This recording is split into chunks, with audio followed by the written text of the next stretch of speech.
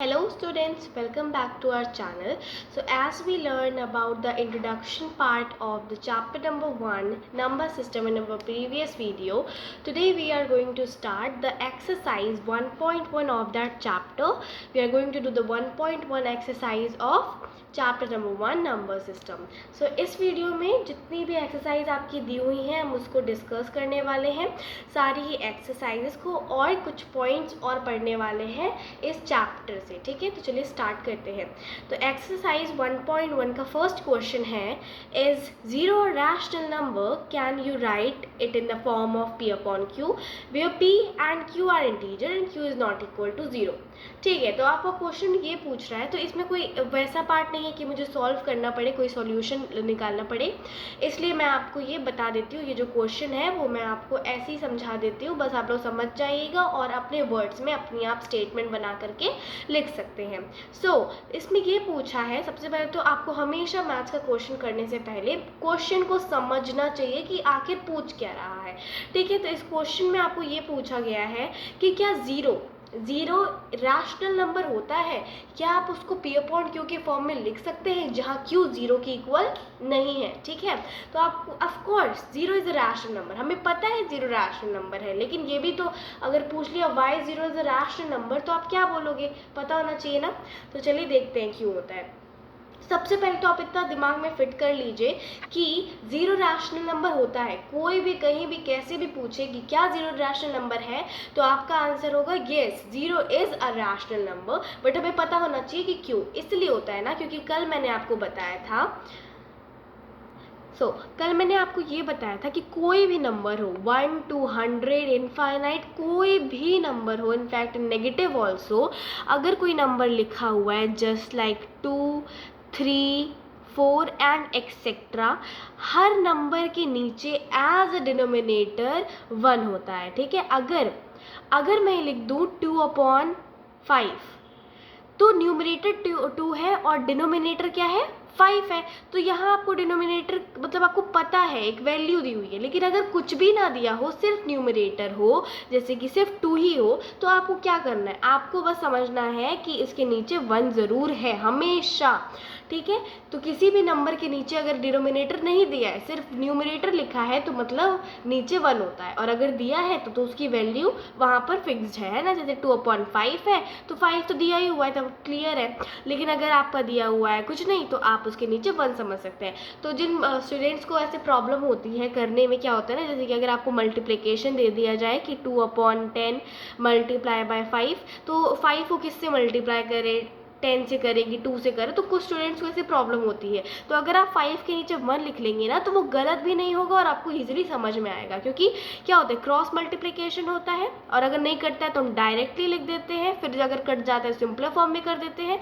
लेकिन क्या होता है ना, कई बार हम जब ऐसे लिखा होता है 2 अपॉन 10 मल्टीप्लाई बाय 5, तो हम 2 को 5 से ऐसे मतलब गलतियाँ हो जाती हैं. तो अगर आपको ऐसे समझ नहीं आता है, तो आप क्या कर सकते हैं, 2 अपॉन 10 मल्टीप्लाई बाय, अगर 5 है तो नीचे 1 लिख लीजिए, बिल्कुल गलत नहीं है. ठीक है, फिर 5 1 ज़ा 5, 5 2 ज़ा 10, तो ऐसे आपका 2 अपॉन 2 यानी कि 1 आंसर आ जाएगा. ठीक है, तो ऐसे तो आप कर सकते हैं. तो समझ में आया ना कि 1 होता है. तो वैसे ही अगर मैं लिख दूँ ज़ीरो, अगर मैं लिखूं ज़ीरो, तो क्या ज़ीरो जो होगा वो रैशनल नंबर है? ऑफ कोर्स है, क्योंकि ज़ीरो भी एक नंबर है. मैंने क्या बताया कि चाहे वो नेगेटिव हो, चाहे पॉजिटिव हो, चाहे ज़ीरो हो, डिनोमिनेटर अगर फिक्स नहीं है, अगर नहीं दिया हुआ है डिनोमिनेटर, तो मतलब उसका डिनोमिनेटर 1 होता है. तो आपको क्या हो जाएगा, जो ज़ीरो हो जाएगा वो आपका p हो जाएगा, और जो 1 हो जाएगा वो आपका q हो जाएगा.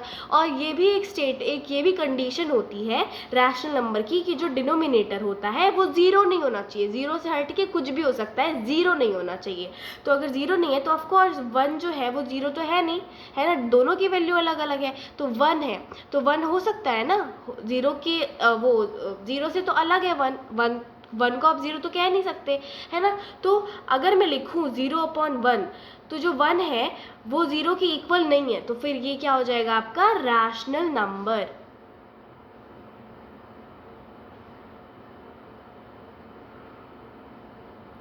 समझ में आया. ये हो जाएगा रैशनल नंबर। तो अगर आपसे कभी कोई पूछे कि क्या ज़ीरो रैशनल नंबर होता है और क्यों होता है, तो सबसे पहले तो आप ये बोलोगे कि yes zero is a rational number because we can write it in the form of p upon q where p and q are integer and q is not equal to zero, है ना। Zero भी integer है, one भी integer है, one जो है वो zero की इक्वल नहीं है और हम इसको फ्रैक्शन फॉर्म में लिख सकते हैं, तो ये क्या हो जाएगा, ये आपका रैशनल नंबर हो जाएगा। बट इफ़ आई सेड कि इसको जस्ट आप रेसिप्रोकल कर दो, जस्ट उल्टा कर दो, कैसे कर दो, 1/0 कर दो, तो क्या ये रैशनल नंबर है? बताओ, जल्दी जल्दी बताओ कि क्या ये रैशनल नंबर है?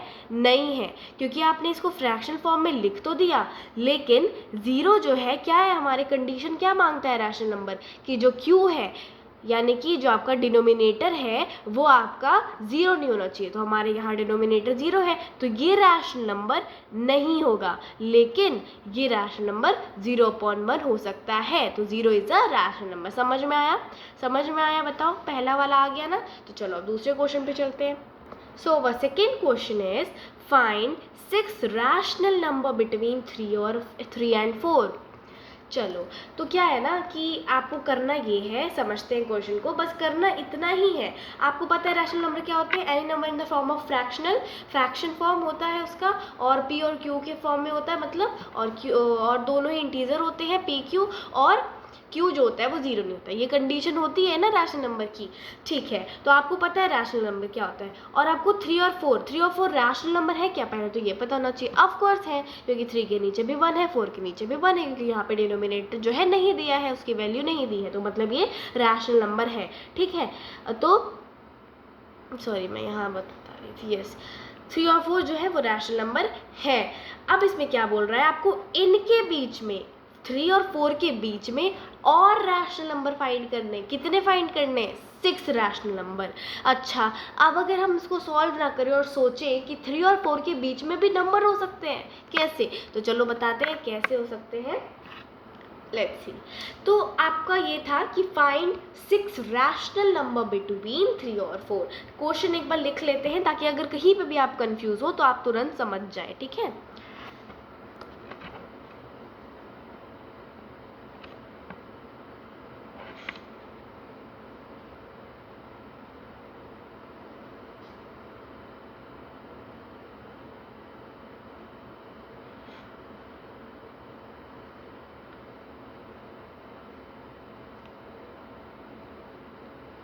ठीक है, हमारे ये क्वेश्चन है।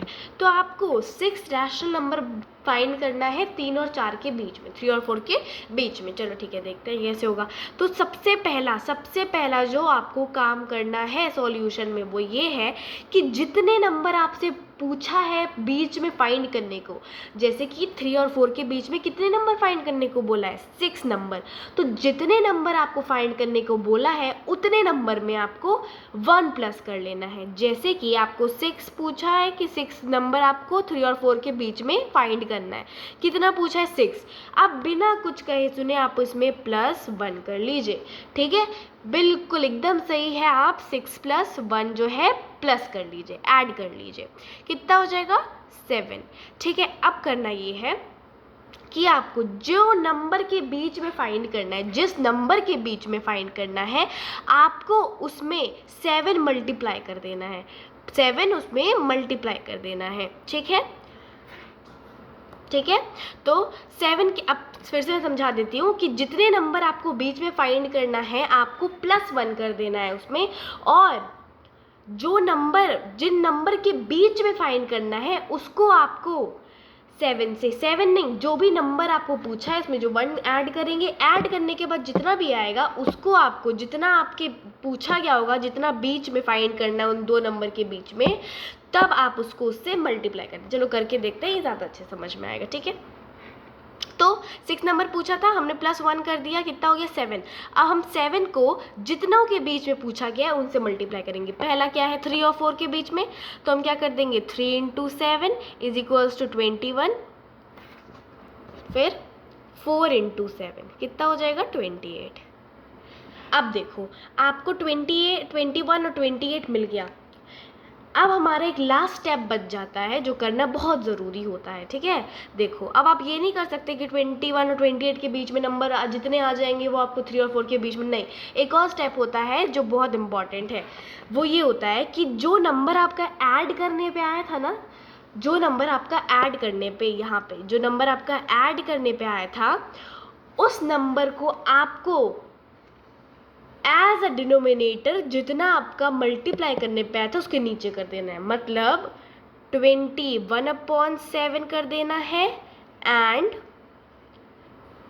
28/7 कर देना है। और ये जो इनके बीच में जो नंबर होगा दैट इज आवर आंसर। 21 है ना, तो 21 को नहीं लेंगे, हम क्या करेंगे 22 से लेंगे। 22/7, 23/7, 24/7, 25/7, 26/7 और 27/7, ठीक है। 1 2 3 4 5 6, हमें 6 रैशनल नंबर बिटवीन 3 और 4 मिल गया, राइट। देखो अब एक बार मैं आपको पूरा प्रोसेस वापस से समझाती हूँ, ठीक है। देखो ठीक है, करना क्या है, क्वेश्चन पढ़िए, क्वेश्चन समझिए, उसके बाद जितने नंबर आपको फाइंड करने हैं किसी भी दो नंबर के बीच में, उसमें आपको 1 प्लस कर देना है, ठीक है। जितने नंबर आपको पूछे हैं उसमें आपको 1 और ऐड कर देना है। कितना हो जाएगा, अब मैं इस क्वेश्चन के हिसाब से बता रही हूँ, ठीक है। तो इस क्वेश्चन के हिसाब से जैसे मुझे पूछा था 6 रैशनल नंबर फाइंड करना था, ठीक है। तो 6 रैशनल नंबर फाइंड करना था, 6 + 1 कर दिया मैंने, कितना आया मेरा 7। अब जो आपका ऐड करने पे आया उसको आपको जिनके बीच में पूछा गया, जिनके भी बीच में पूछा गया है, आपको उससे क्या कर देना है, मल्टीप्लाई कर देना है।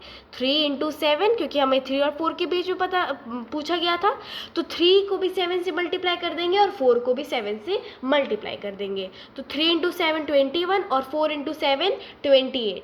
अब क्या होगा, अब हमारा 21 और 28 आया। अब आपको ये करना है कि जो भी आपके नंबर, मतलब जो आपने ऐड किया था, जितने रैशनल नंबर आपको फाइंड करने थे उसमें जो आपने ऐड किया था उसको आपको एज अ डिनोमिनेटर जितना मल्टीप्लाई करने पे आया उसके नीचे लिख देना है। समझ में आया। देखो क्या करना है, पहले तो आपको जितना पूछा उसको प्लस कर लो, उसमें 1, जितना आंसर आ जाए उसको उस नंबर से मल्टीप्लाई करो जितने के बीच में आपको पूछा गया है। अब जितने के बीच में आपको पूछा गया था उसको जब आपने मल्टीप्लाई कर दिया, जो आपका आंसर ऐड करने पे आया था उसको एज अ डिनोमिनेटर लिख दो, बस।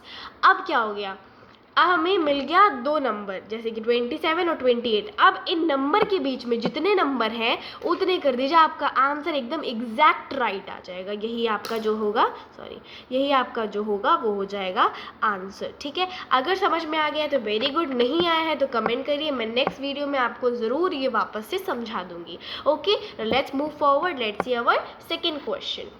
Okay, so our second question is find 5 rational number between 3/5 and 4/5.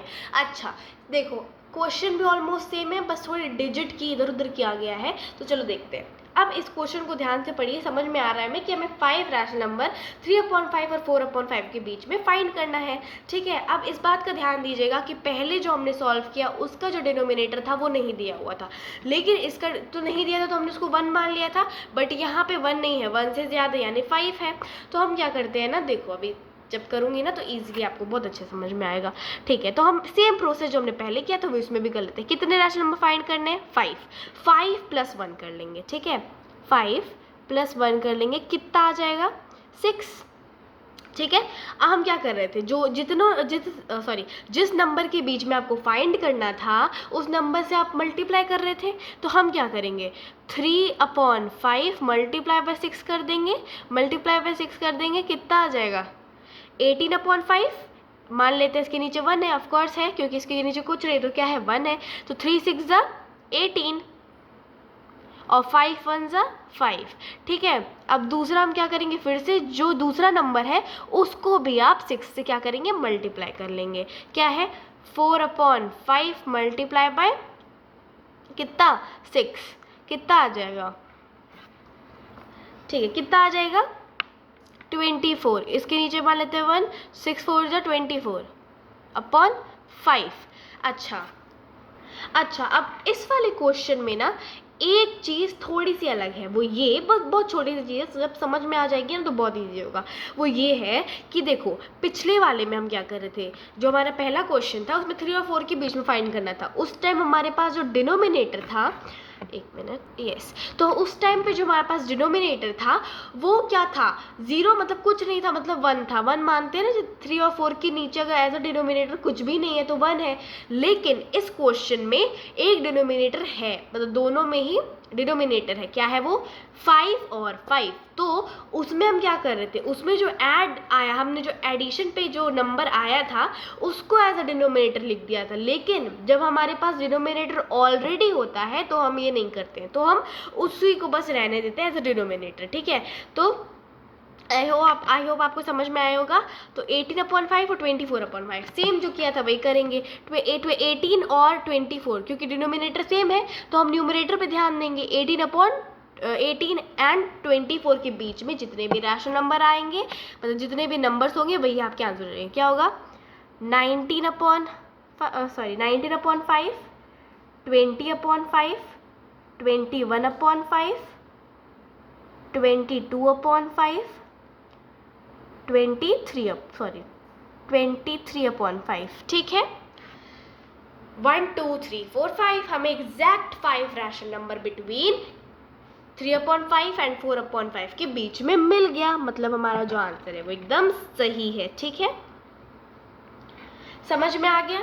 जब और अब देखो, अब कई बार ना ये तो सही है, मतलब ये तो आपको बिल्कुल ठीक है, लेकिन क्या होता है ना, कई बार डिनोमिनेटर सेम नहीं होता। जैसे हमारे पास 3/5 4/5 दोनों ही नंबर का डिनोमिनेटर सेम था, बट समटाइम्स जो होता है आपका डिनोमिनेटर सेम नहीं होता है। इन दैट केस आपको करना क्या होता है, आप दोनों का एलसीएम लेंगे। मतलब जैसे अगर मैं यहाँ पे बता दूँ कि यहाँ 12 है, 3/12 है और 4/15 है, तो 12 और 15 का आपने एलसीएम लेना है, फिर आपको डिनोमिनेटर सेम करना है, फिर यही same as it is this process आपको जो है उसको ही आपको एकदम वैसे ही चलाना है। समझ में आ गया? नहीं समझ में आया तो कमेंट करो, नेक्स्ट सेशन में बताएंगे, और अगर समझ में आ गया तो वेल डन।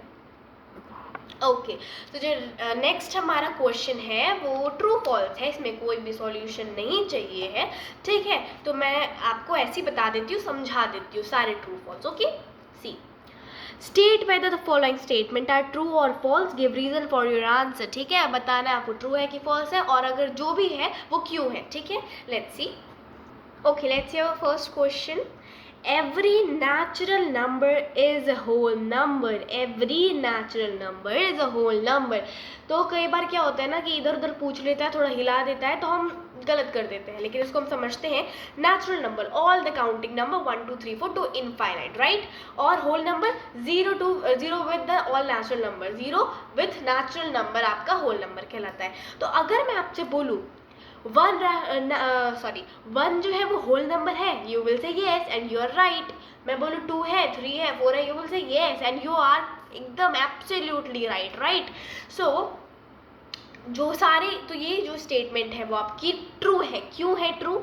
क्योंकि जितने भी नेचुरल नंबर होते हैं स्टार्टिंग टू एंड तो होता ही नहीं है, बट स्टार्टिंग टू इनफाइनाइट सारे के सारे होल नंबर होते हैं। 1 टू इनफाइनाइट सारे के सारे होल नंबर होते हैं। समझ में आ गया?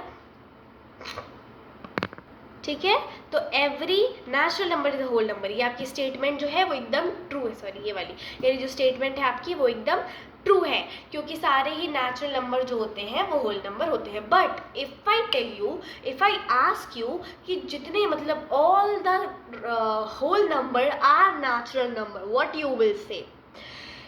All the whole number are natural number, नहीं, ये गलत है। 1 2 3 4 टू इनफाइनाइट तो वो नेचुरल नंबर, तब तो स्टेटमेंट सही है। लेकिन होल नंबर क्या होता है? Natural number together with zero के साथ। तो क्या जीरो जो है वो नेचुरल नंबर है? नहीं, जीरो नेचुरल नंबर नहीं होता है। तो सारे इस मतलब पूरा मैंने ये पूछा कि जितने भी नेचुरल नंबर है, सॉरी जितने भी होल नंबर हैं वो नेचुरल नंबर होते हैं क्या? नहीं होते हैं, क्योंकि सब में ज़ीरो भी तो आता है और ज़ीरो नेचुरल नंबर नहीं होता है, तो वो स्टेटमेंट गलत होती। लेकिन every natural number is a whole number, फिर तो सही है ना। एवरी नेचुरल मतलब स्टार्टिंग टू इनफाइनाइट, और स्टार्टिंग टू इनफाइनाइट सारे होल नंबर में भी आते हैं, तो ये स्टेटमेंट आपकी ट्रू है। आई होप आपको बहुत अच्छे से समझ में आ गया होगा। ठीक है, दूसरा देखते हैं क्या है। Every integer is a whole number, every integer is a whole number. तो ये क्या है, ये स्टेटमेंट ट्रू है कि फॉल्स है? ये जो स्टेटमेंट है वो फॉल्स है। क्यों है फॉल्स? देखो, होल नंबर क्या होता है? ज़ीरो। अच्छा, मैं आपको नंबर लाइन पे रिप्रेजेंट करती हूँ, मतलब नंबर लाइन बनाती हूँ, तो शायद आपको बहुत अच्छे से समझ में आ जाएगा। ठीक है, नंबर लाइन बना लेते हैं। नंबर लाइन होता क्या है? ब्लर हो गया। I hope you can see properly. Okay, yes. Number line हमने बना लिया, छोटी सी बनाते हैं। ठीक है, ये एरो लगाते हैं इसलिए ताकि ये जितना एकदम एक्सटेंड करता रहता है, एक्सपेंड होता रहता है, बिल्कुल कहीं ख़त्म ही नहीं होता। बीच में ज़ीरो होता है, इधर आपका इधर आपका नेगेटिव होता है। मैं शॉर्ट फॉर्म में नहीं लिखूँगी ताकि आपको मतलब अच्छे समझ में आ जाए। नेगेटिव, और यहाँ पे आपका पॉजिटिव होता है।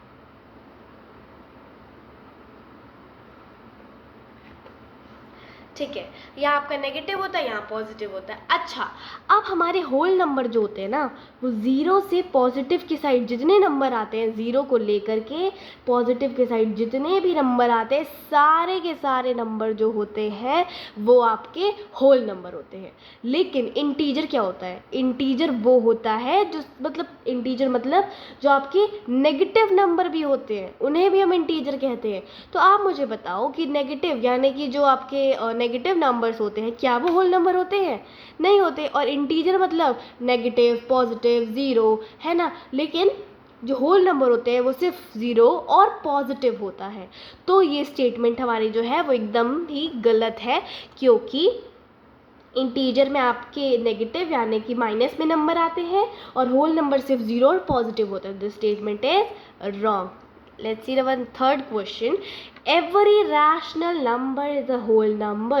Every rational number is a whole number. ये स्टेटमेंट मैं बता देती हूँ, एकदम गलत है। क्यों है गलत? रैशनल नंबर क्या होता है? हाँ, रैशनल नंबर क्या होता है?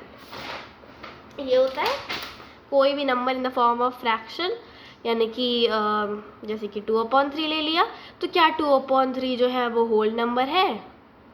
Is it a whole number? No, it is not a whole number. It is not a whole number. क्यों नहीं है?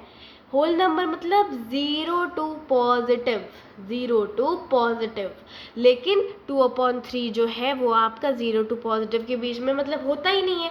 तो ये जो होगा आपका फॉल्स स्टेटमेंट है, क्योंकि फ्रैक्शनल फॉर्म, जो भी नंबर फ्रैक्शनल फॉर्म में होते हैं ना, मतलब बस इतना ध्यान रखना कि जैसे अगर मैं सिंपल नंबर लिखूँ 2, 3, 4, इनके नीचे क्या है? 1 है।